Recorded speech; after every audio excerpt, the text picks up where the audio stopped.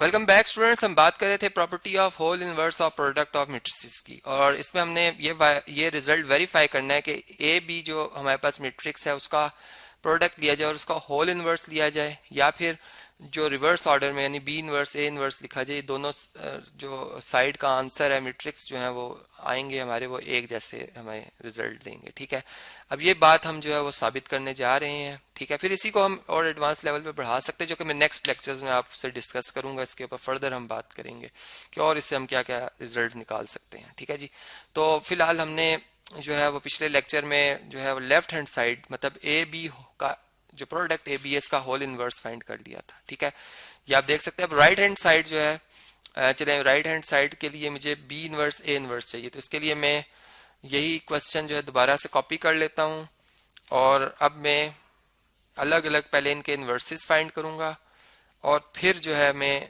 इनको मल्टीप्लाई करूंगा। ठीक है, तो चलें अब हम for right hand side solve कर रहे हैं। फॉर राइट हैंड साइड, ठीक है, जो कि किसके इक्वल है, बी इनवर्स जो कि मल्टीप्लिकेटिव इनवर्स है बी का मल्टीप्लाई बाय ए का मल्टीप्लिकेटिव इनवर्स। ठीक है, अब देखें हम जानते हैं कि दोनों नॉन सिंगुलर मैट्रिक्स है। ठीक है, इसका मतलब कि बी का जो डिटर्मिनेंट है वो किसके इक्वल होगा, बी का डिटर्मिनेंट क्या होना चाहिए जी, जो भी होगा जीरो नहीं होना चाहिए। कि जीरो अगर आ गया तो फिर इसका इन्वर्स एग्जिस्ट नहीं करेगा। ठीक है, तो चलिए इसको पहले सॉल्व कर लेते हैं। हमारे पास ये 3 और 4 मल्टीप्लाई होंगे। ठीक है, 3 और 4 का प्रोडक्ट आएगा और -2 और 1 का प्रोडक्ट आएगा, तो ये बन गया 12, जबकि ये बन जाएगा 2 और इसका आंसर आता है 10। ठीक है, तो हमारे पास ये जो प्रोडक्ट आया ये 10 है, जो कि जीरो के इक्वल नहीं है। इसका मतलब कि बी इनवर्स एग्जिस्ट। ठीक है, एग्जिस्ट। चलें अब से आगे हम सॉल्व करते हैं।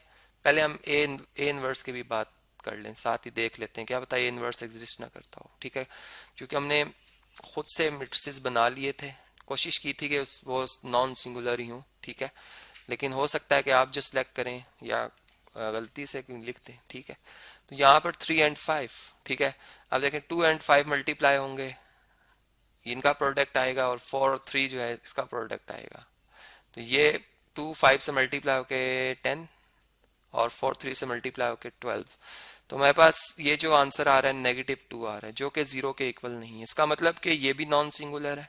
इसका मतलब कि ए इनवर्स भी एग्जिस्ट करता है। ठीक है जी, चलें जी, ये बात तो हमें क्लियर होगी। अब एडजॉइंट के फार्मूला से इनवर्स फाइंड करना है हमने। ठीक है, तो यहाँ पर पहले हम एडजॉइंट ऑफ बी फाइंड कर लेते हैं। एडजॉइंट का तरीका तो आप जानते ही हैं कि जो प्रिंसिपल डायगोनल की एंट्रीज हैं उनकी पोजीशन बदल दी जाती है, उन्हें इंटरचेंज किया जाता है। ठीक है, मतलब ये नंबर इसकी जगह और ये इसकी जगह आ जाएगा, यहाँ पे 4 आ जाएगा, यहाँ पे 3 आ जाएगा। इनके साइन चेंज किए जाते हैं, जो कि मैं सर्कल में लिख रहा हूँ, इनके साइन चेंज किए जाते हैं। तो ये -2 हो जाएगा और ये -1 हो जाएगा।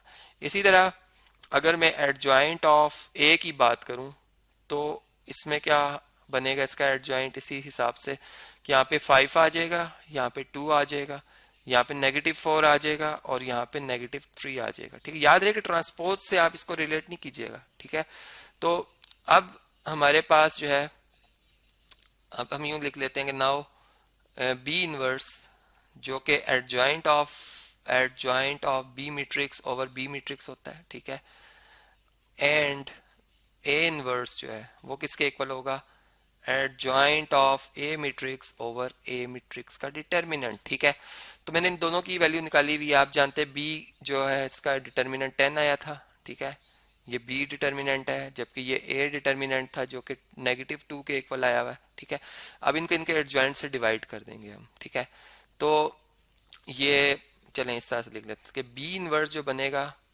जो कि इसका 10 था, 1/10 लिखेंगे हम, और यहाँ पर इसका एडजॉइंट मैट्रिक्स लिख देंगे 4 -2 -1 एंड 3। ठीक है, ये इस तरह से बन गया। और जो हमारे पास ए इनवर्स है वो क्या आएगा, उसमें -2 है। ठीक है, -2 है तो -1/2, चूंकि डिवाइड करें इसलिए 1/2 लिखा। ठीक है, और यहाँ पर इसका एडजॉइंट 5 2 -4 एंड -3। ठीक है जी, ये बात आ गई, यहाँ तक क्लियर होगी आपको। अब देखें इसमें अब हमने इनका प्रोडक्ट लेना है। ठीक है, राइट हैंड साइड में हमने क्या लिखना था, बी इनवर्स को मल्टीप्लाई करना है ए इनवर्स से। ठीक है, तो बी इनवर्स में और ए इनवर्स में देखें जैसे, तो -1/2 और 1/10 ये रियल नंबर्स हैं, ये आपस में मल्टीप्लाई हो जाएंगे। 1 -1 से मल्टीप्लाई होकर -1 और 10 2 से मल्टीप्लाई होकर डिवाइजर में ही है, ये 20 हो जाएगा। ठीक है, तो ये ब्रैकेट से बाहर लिख देंगे। अब हम बी मैट्रिक्स पहले लिखेंगे, 4 -2 -1 एंड 3। ठीक है, और यहाँ पर क्या लिखेंगे हम, 5 -3 -4 2। ठीक है, ये अब यहाँ पर आ जाएगा। अब इन दोनों को मल्टीप्लाई करना है हमने। अब इन दोनों का जो प्रोडक्ट है उसी रूल से कि पहले मैट्रिक्स के नंबर ऑफ कॉलम्स और दूसरे की रोज इक्वल हों, और फिर कि जब मल्टीप्लाई करते हैं तो फर्स्ट की रो को दूसरे मैट्रिक्स सेकंड के पहले कॉलम से मल्टीप्लाई किया जाता है। मतलब पहली रो को पहले तमाम कॉलम से मल्टीप्लाई किया जाता है, और जिस रो जिस कॉलम से मल्टीप्लाई करते हैं जो आंसर वाला मैट्रिक्स है उसके उसी रोज कॉलम में लिखा जाता है। जैसे फर्स्ट रो को फर्स्ट कॉलम से अगर मैं मल्टीप्लाई कर रहा हूँ तो मैं इसका आंसर यहाँ रो 1 कॉलम 1 की जगह लिखूंगा। ठीक है, तो और पहले एलिमेंट को पहले से 4 5 से मल्टीप्लाई होकर 20, और -1 -4 से मल्टीप्लाई होकर +4 आ जाएगा। तो ये बन जाएगा कितना, 24। ठीक है, अब मैं जरा टाइम शॉर्ट है, इसको शॉर्ट जल्दी कर रहे हैं हम। इस तरह ये हमारा कॉलम नंबर 2 है, ये हमारा क्या है, कॉलम नंबर 2 है। अब रो 1 को कॉलम 2 से मल्टीप्लाई करें तो 4 -3 से मल्टीप्लाई होगा -12 आएगा, और -1 -2 से मल्टीप्लाई होगा -2 आएगा। तो ये कितना बन जाएगा, नेगेटिव का 14। ठीक है, ये नेगेटिव का 14 बन जाएगा। इसी तरह अगर हम इससे नेक्स्ट देखें तो हमारे पास जो -2 है ये हमारी अब रो नंबर 2 है। ठीक है, याद रहे कि ये क्या है, रो नंबर ये रो नंबर 2 है। ठीक है, अब रो 2 को कॉलम 1 से जब मल्टीप्लाई करेंगे हम तो -2 5 से मल्टीप्लाई होकर -10, और 3 -4 से मल्टीप्लाई होकर -12। तो ये माइनस में ऐड हो जाएंगे, नेगेटिव का 22 आ जाएगा, नेगेटिव का 22 आ जाएगा। इसी तरह -2 -3 से मल्टीप्लाई होकर 6, और 3 2 से मल्टीप्लाई होकर 6, तो 6 + 6 आ जाएगा, जो कि कितना होता है जी, 12 होता है। ठीक है, ये 12 आ जाएगा। यहाँ तक क्लियर होगी बात। अब सिंपल 20 को हर नंबर से डिवाइड करना है हमने। मतलब यहाँ पे आ जाएगा -24/20, यहाँ पे आ जाएगा -14/-20, यहाँ पे -22/-20, और यहाँ पर -12/20। ठीक है, तो ये आ जाएगा हमारे पास रिजल्ट। यहाँ तक क्लियर होगी बात। अब हम क्या करेंगे, इसमें हम बी इनवर्स को ए इनवर्स से मल्टीप्लाई कर रहे हैं। ठीक है, तो अब देखें कैंसलेशन, अगर हम देखें तो यहाँ पर 4 के टेबल से 4 6 टाइम 4 5 टाइम, तो यहाँ पर हमारा आंसर क्या आ जाएगा, -6/5। ठीक है, यहाँ पर अगर आप देखें तो ये 2 के टेबल से 2 7 टाइम और 2 10 टाइम, और नेगेटिव नेगेटिव पॉजिटिव, यहाँ पे आंसर क्या आ जाएगा, 7/10 आ जाएगा। ठीक है, इसी तरह यहाँ पे अगर आप देखें तो ये 2 के टेबल से 2 11 टाइम और 2 10 टाइम, और नेगेटिव नेगेटिव पॉजिटिव ये कैंसिल हो जाएंगे, तो 11/10 आ जाएगा। ठीक है, इसी तरह से यहाँ पे इसको मैं ठीक कर लेता हूँ। ठीक है, आप देखें यहाँ पर जो है वो 4 के टेबल से 4 3 टाइम 4 5 टाइम, तो -3/5 आ जाएगा। ठीक है, अब ये है हमारी इक्वेशन नंबर बी। ठीक है, जो कि है right hand side, right hand side.